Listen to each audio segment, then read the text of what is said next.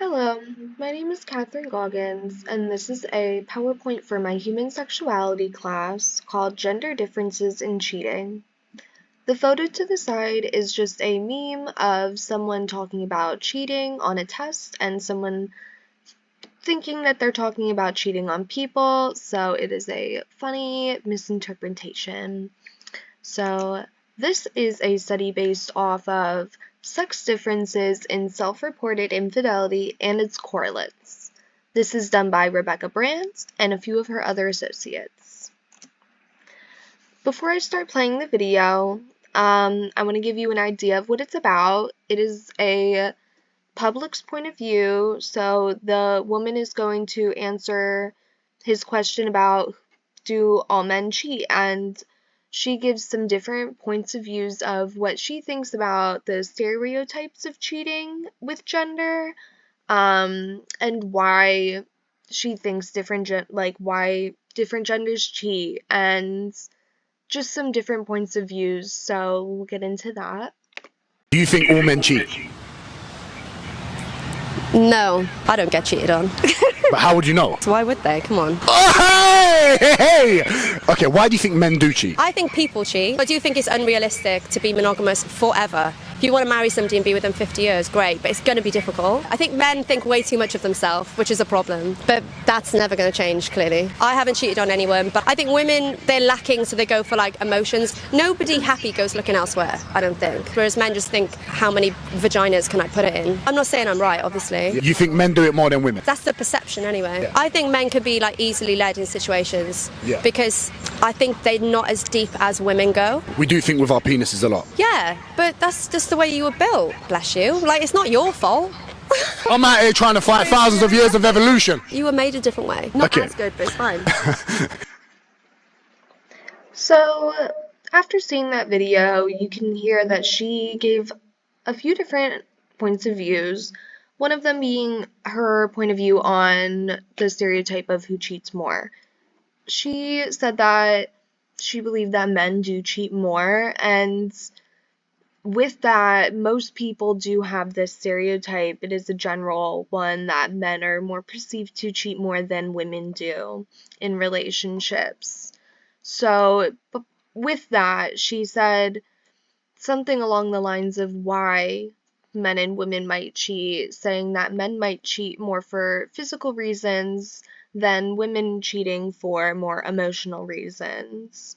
So, there were a few other points that were just very interesting to hear about cheating and gender, and something to think about as we go through this PowerPoint. Do you think all men cheat? Jeez. So for the next question, or for the question, is there a stereotype about which gender cheats more and why? This is what the PowerPoint is going to be mostly focused on, and with that, we kind of talked about this a little bit in the last slide of men being more perceived to cheat than women are.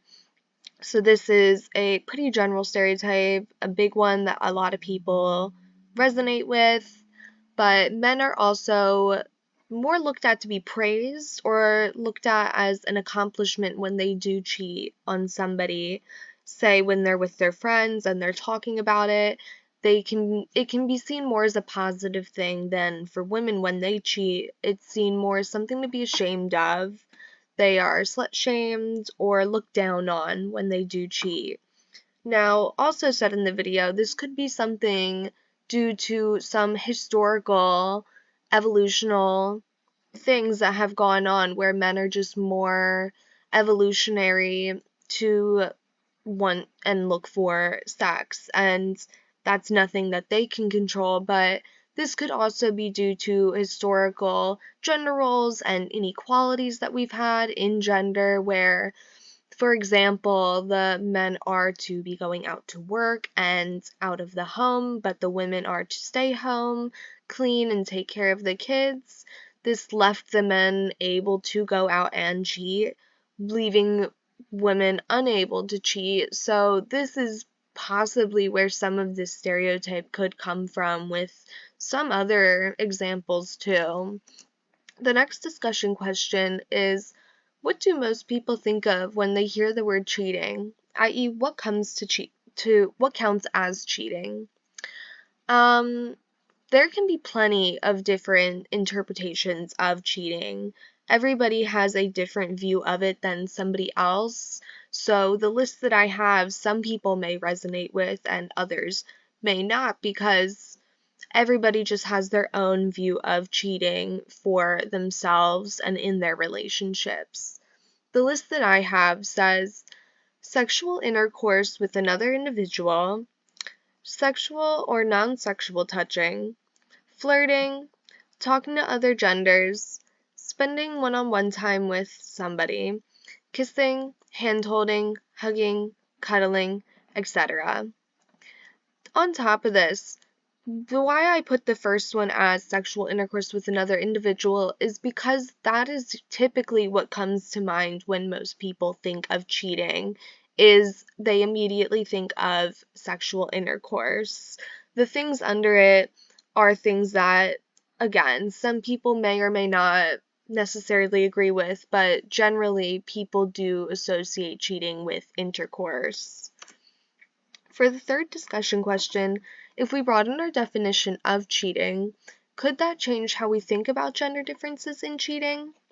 So this study views cheating with a broader context than just sex, which, like I said in the last slide, is what most people generally think of when it comes to cheating. So them thinking of it with a broader context outside of just the intimate, and thinking of when it can be emotional or it can be um, less physical but not just intercourse. It can really broaden the context of cheating. So with that, this study looked at two different categories of cheating, one being just the romantic and sexual involvement with another partner, and the other being each time a partner is involved with somebody else. So, with a broader view of cheating, we can really see how often each gender does cheat, why each gender cheats, who cheats more, and so many more things. So this is another good question and things to keep in mind as we go through the PowerPoint. Getting into it, the age for this sample was between 17 years old and 78 years old, which was a large difference in age. This generally stood at about 24 years old for the participants' age. For the final sample, there were 546 total participants. 313 of them were students from two Mid-Atlantic region universities, who were selected from a student subject pool, who also earned partial class credits for taking this survey. The other participants were 233 local communities. 104 of them were female and 129 of them were male. They were found at train stations, coffee shops, or by a trained assistant. They were not compensated for participating in this study. In the next slide, we're going to talk about the relationship status. So the majority of these participants were 86% not married, or never married actually. So under that, 10% of these participants were married, 3% were divorced, and 1% was widowed, leaving another big discrepancy between relationship status of people being married and people never being married, even people that were divorced or widowed. So for their sexual orientation, there was little information, but this study was based off of heterosexual for the most part, as the first study that was linked with this one focused on different sexual orientations and did not find a difference. So it's assumed that this one just used heterosexual because there was no difference previously. So the ethnicity of these participants was 73% Caucasian, 4% other, 5% Hispanic, 10% African American, and 7% Asian or Pacific Islander. So getting into the study, the procedure for these participants was questionnaires. The students filled out questionnaires after they arrived to their research appointment. They did this either individually or in a group. If they did this in a group, they were in a group with 4 participants and they were spaced apart evenly. If they did this in the public, they were approached by researchers and asked if they had time to participate. All of the researchers were reassured of their confidentiality and further done by placing their finished quiz in a sealed box, so nobody could look at their quizzes and breach that confidentiality. The measures in this study are the independent and dependent variables. Starting with the independent variables, gender had male and female. Outside of this, the dependent variables were prevalence and incidence. Each of these had 2 different variables that they looked at, one being intercourse-only cheating for dependent variables and all forms of cheating. So prevalence means the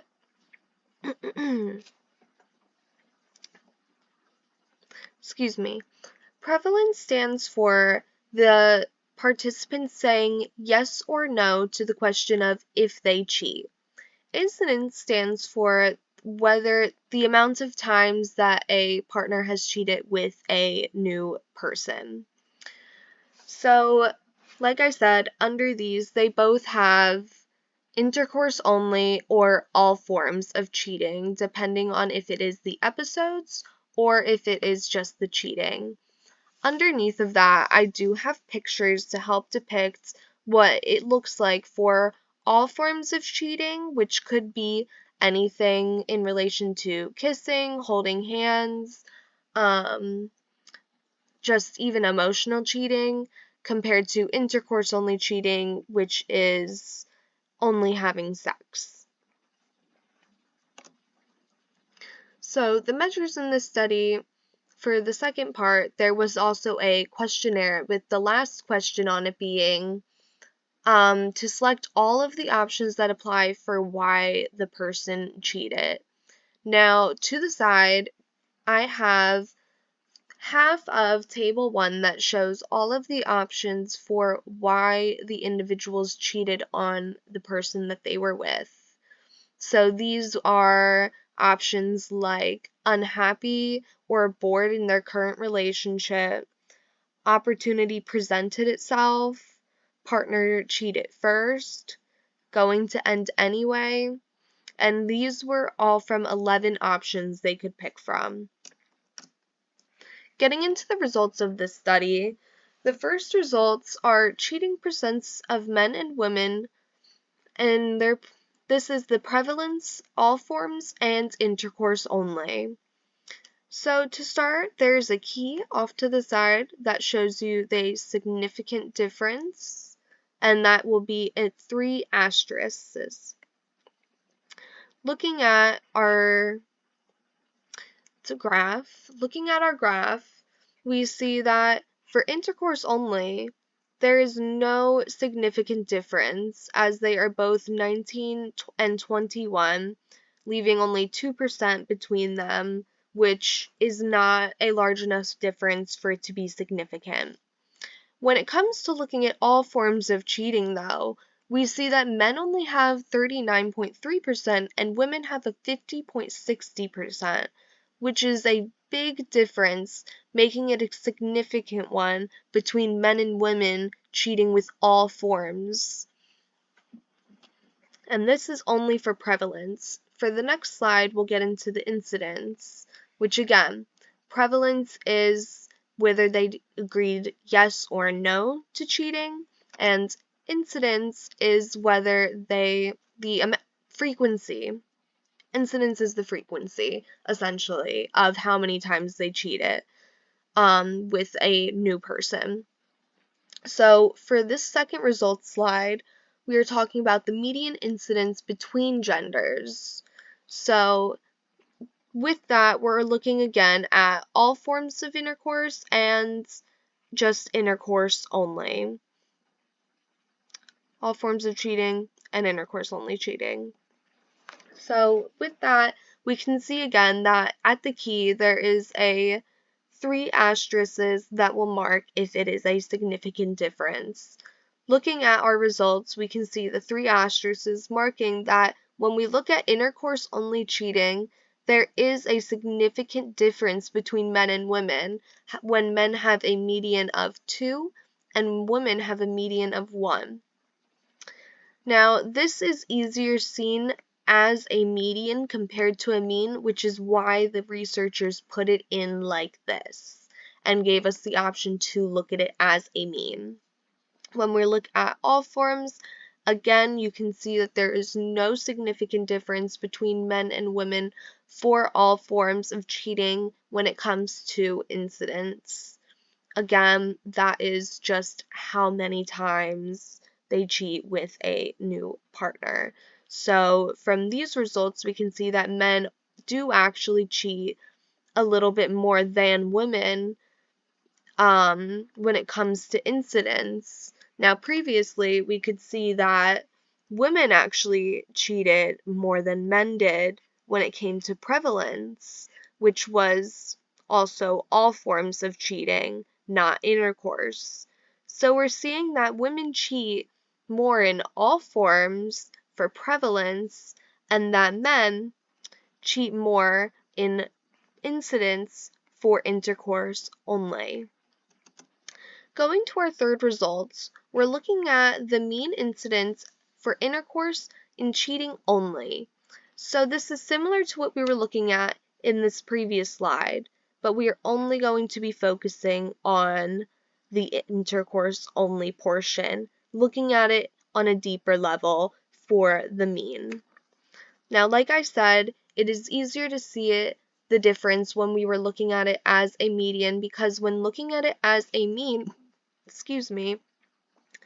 there is a small difference in the percentage, with only a 3.16 for men intercourse only and a 1.13 for women intercourse only.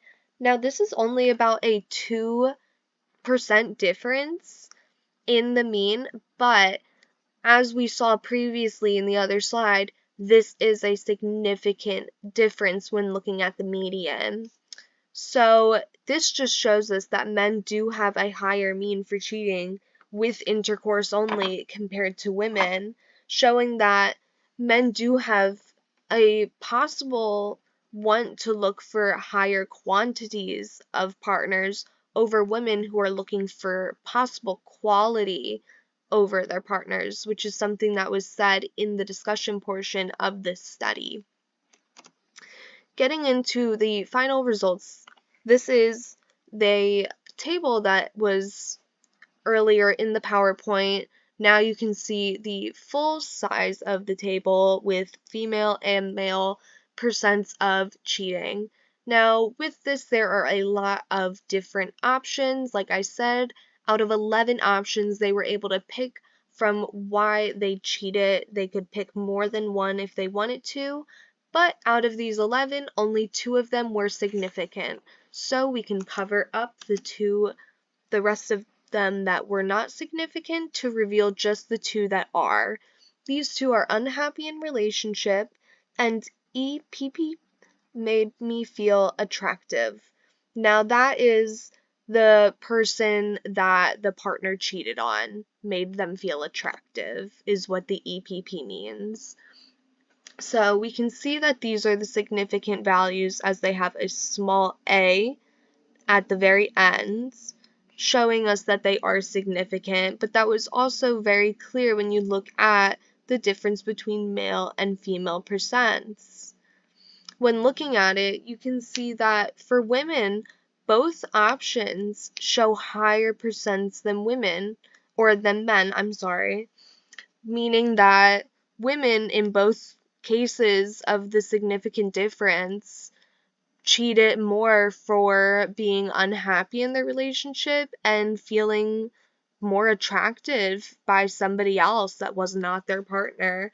And these differences for unhappy were 54.6% and attractive was 42.3%.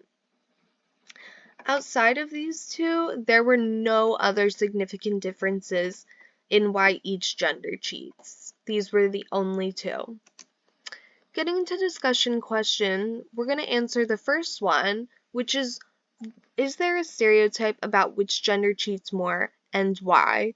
Focusing on that, we can see that women have a higher prevalence to cheat in all forms, but men also have a high. We're going to pretend that does not say prevalence, and we're going to pretend that says incidence. So women have a higher prevalence to cheat with all forms of cheating, but men have a higher incidence to cheat with intercourse only. So with that, this does prove some stereotypes wrong, that although men have been looked at to cheat more in the past, this research shows that women end up participating in cheating more in all forms of cheating at 50.6%, and men participate in cheating more when it comes to incidents and intercourse only.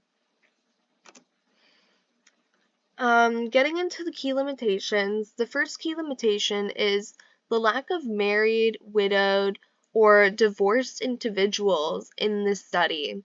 So when looking back at the relationship status, most of this sample was unmarried, with 86% of the sample having that as the answer they put down, and only 10% putting down that they were married, and less than 5% saying widowed or divorced.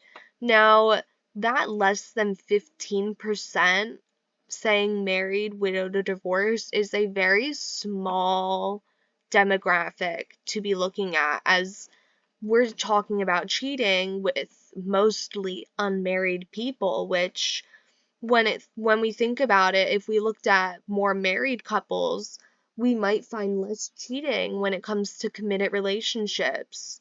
Or we could even find differences when looking at widowed or divorced individuals, seeing that maybe they do cheat more or don't cheat as much because of their loss.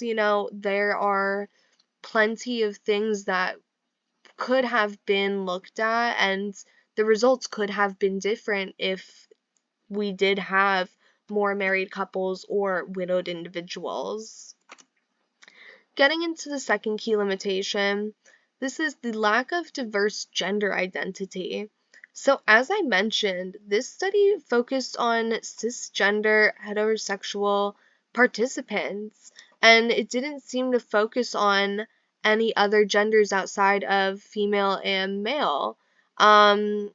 There are plenty of other genders that could have been involved in this, like agender individuals, non-binary individuals, gender fluid, and even transgender individuals, and so many more. But not doing this, we are lacking on some things that we could have seen what gender really does cheat more, because we really only looked at one cisgender, but male and female. We didn't look at anything else to see if those other genders, maybe they do cheat, um, or have like a higher prevalence to cheat, and having them in the study could have had mixed results. It could have had different results that we have now, and it would have maybe shown that maybe cisgender women don't cheat more, cisgender men don't cheat more, and that maybe transgender people cheat more, or anything. It would have shown us some possible different results that we wouldn't have because we didn't look into that. So our third key limitation is the cause and effect between variables. So with that, this is not a correlate study. So meaning there was no way to correlate between gender and its effect on that type of cheating, whether it was all forms, intercourse only, prevalence, incidence. So that on its own makes it hard to tell, which gender cheats more. I mean, the issues I have on the slide they say that they also can't randomly assign participants, which you can't because gender is something that cannot be manipulated. You cannot randomly assign participants to be a woman, be a man, be non-binary, any of these things, and it's just not something that you can manipulate. It's something that you are born as. So saying that you can't make an experiment out of these variables because you can't have a control and you can't have an experiment group, because who would be the control group and who would be the experiment group? Because it's very hard to think of how you would do that, because you can't assign participants randomly, and you can't manipulate gender. You can't really manipulate cheating either. So it's not something that you can really make an experiment out of to really figure out which gender truly does cheat more, and you know. So, in conclusion, overall, we can find through the study that stereotypes we have about who cheats more might not be as accurate as we once thought, as women seem to cheat more in prevalence, all forms, at 50.6%. With incidence, men show higher medians with 2 compared to a 1 with women, and means to cheat with intercourse only. Assuming that assuming they chose quality and women assuming they chose quantity and women chose quality. Again, something that was mentioned in the discussion of that study. Some things in this study could have been altered to broaden the demographic, like relationship status, gender, and the other key limitation that I mentioned. There was also little difference in why each gender cheats, having only 2 significant differences compared out of the 11 options. Despite this, unable to find if gender affects types of cheating, we can't be sure if gender affects who cheats more. Here are my results, and thank you very much.